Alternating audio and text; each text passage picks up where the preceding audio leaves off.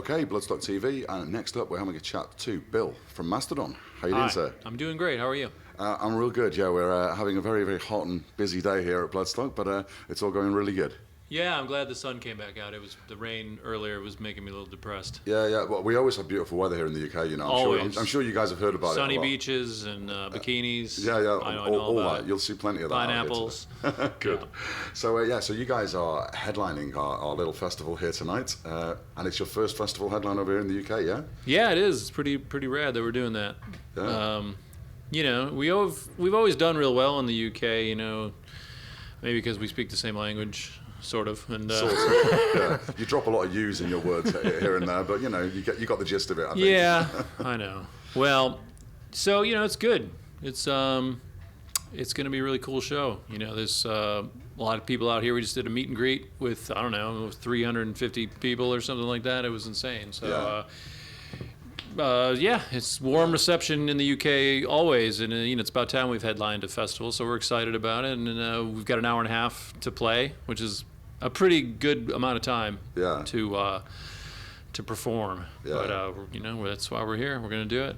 Good. We've been talking to a lot of the bands over the weekend, obviously, and usually finishing up the interviews, we've been, you know, which band are you looking forward to most? And your name's been mentioned a lot. Oh, that's good. So no pressure. You'll be fine. Yeah. So yeah. Good to hear. Yeah, no, it's been really, really good. So you may not know, but Bloodstock's really pushes little bands to come up. So there's a lot of bands that we talked to this weekend that they've got the new blood stage over here, which is where all the smaller bands start up, and then they progress to the second stage. And then we had a band that played this morning, first band on Cambion today.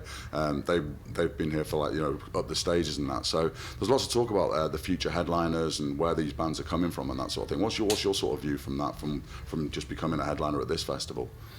Well, I mean, I noticed when I was looking through the roster, I was like, I don't recognize any of these band names. I don't know, is that because I'm old, or is that because I assumed a lot of those names, I'm looking at it right there. Yeah. I assumed a lot of the names were, just as you said, like up-and-coming acts, which is really cool, you know, when I was a youngster, you know, it's like 20 or 30 years ago. I mean, I've always played in bands, and to even be thought of, considered to be part of this would have been a great honor. So I assume that these guys are fucking, you know, totally stoked to be here and to do something like that.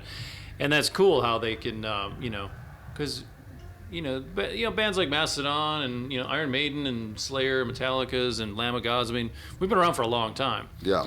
And it's like, who's coming up next? Who are the new bringers of, you know, who are we gonna pass the torch to, I guess, you know. Yeah.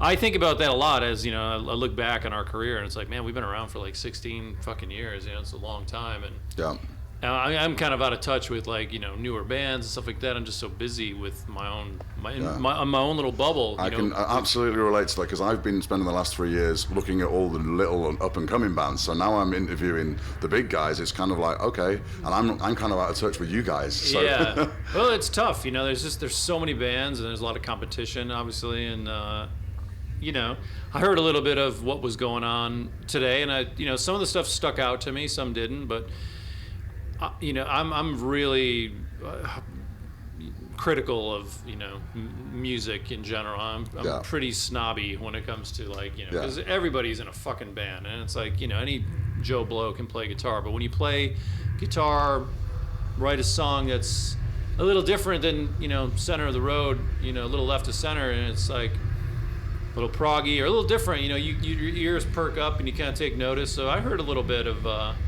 some promising stuff going on today, and I think that's really cool. And I'm, you know, like I said, we're honored to be at the top of the bill here. Yeah. I think one thing that I would say about Bloodstock is that it is like that. It is a bit of a mix. It's not too corporate, and it's not too thing. I mean, you know, a lot of festivals feel that they have to go down that route sometimes and play the more corporate bands that they're going to get the thing. And I just wonder your views on that and what you... Yeah, we've done a lot of things like that. You know, we played like with your generic headliners like the Five Finger Death Punch and the Rob Zombies and the Disturbed and the Korn and like stuff like that. You know, that's, to me, that's kind of generic music. It's not really my favorite. You know what I mean? And we've done a lot of these festivals, you know, obviously because they have a lot of fans.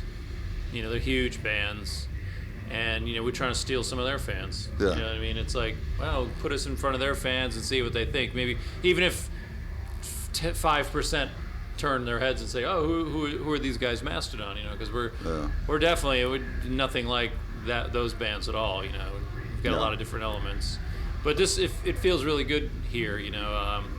I met the promoter and the husband and wife. I met them, and they're super cool, super nice. As soon as we got here, they were like, I've been up since 5 a.m. Yeah. Which is fucking early, You're looking well on it. You look okay on it. Yeah. Well, I had a nice run this morning, and, I'm just trying to stay positive and get ready for tonight and warming up a little bit here. Yeah. But as soon as we got here, they were very accommodating. Like, what do you need? Anything you need? Here, have some breakfast. It's been nice. It's a family-run festival, and it is that. You can tell. Well, we're the same. Literally, this is Bloodstock TV is a fairly new venture, so it's kind of first time for us too. So we felt like part of the family since we arrived the other day, and it's just just everyone's been really welcoming and good, and so I'm glad that you're feeling that right the way at the top there as well. Yeah. So I felt right at home, so cool. It's nice. What do you find big differences between UK audiences and American audiences and sort of festivals over there and things like that? There seems to be. Is there a major difference between them?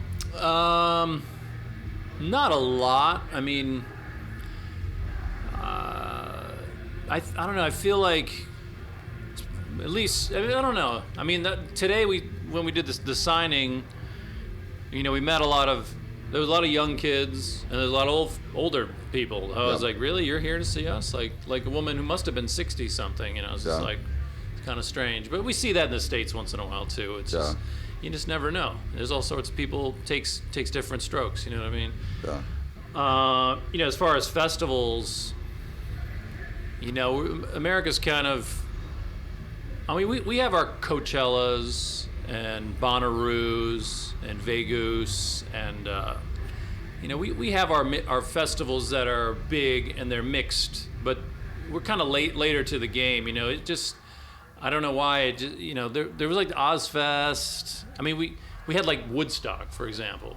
We had that back in the '60s, and that was fucking great. Thousands and hundreds of thousands of people and hippies and love and I've been to the site. I've seen it all, and it's and like growing up, there weren't a lot of festivals that we had in North America. We had like I remember Lollapalooza was probably like when I was growing up. I was like, oh, cool. There's bands like they're doing like a tour together where it's a festival, camping and outdoors and multiple stages, and not all the same kind of bands. It's kind of more alternative, like Jane's Addiction and Butthole Surfers and Beastie Boys, and it was really cool and it was a fun experience. But to me it was kind of a new thing because we didn't grow up going to festivals like it seems like kids over here like.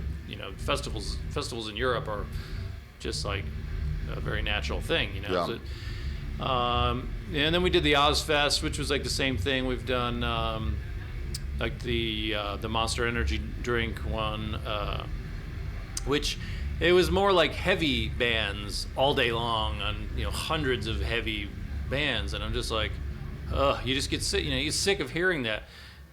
The festivals did great, but. I favor the festivals that have a little bit more unique, difference in bands. Like, we've got Portishead over here, and we've got R&B over there, like Coachellas. But I don't know. I think in America, people just aren't. They're not that little more segregated. They're just like, okay, well, let's do the metal fest, and we know that'll do well, and we're still kind of breaking ground on trying to ease those kind of festivals in. Yeah. So, are there any bands that are over there in America that maybe haven't got well known over in the UK here yet that you can think of that might be able to give us a tip that we might be able to have a listen to and think that they might be destined for big things, maybe? I'm trying to think. Put you on the spot there with that one. Yeah, those are always on the spot questions. I'm trying to think of who I could name drop that I really like at the moment. I mean, Red Fang is one of my favorite bands. Yeah. They're a really unique American band. I think they do pretty well over here as well. Yeah, I've seen them at other festivals. We've brought them over once or twice. You know, big business. That's kind of the stuff I'm into. You know.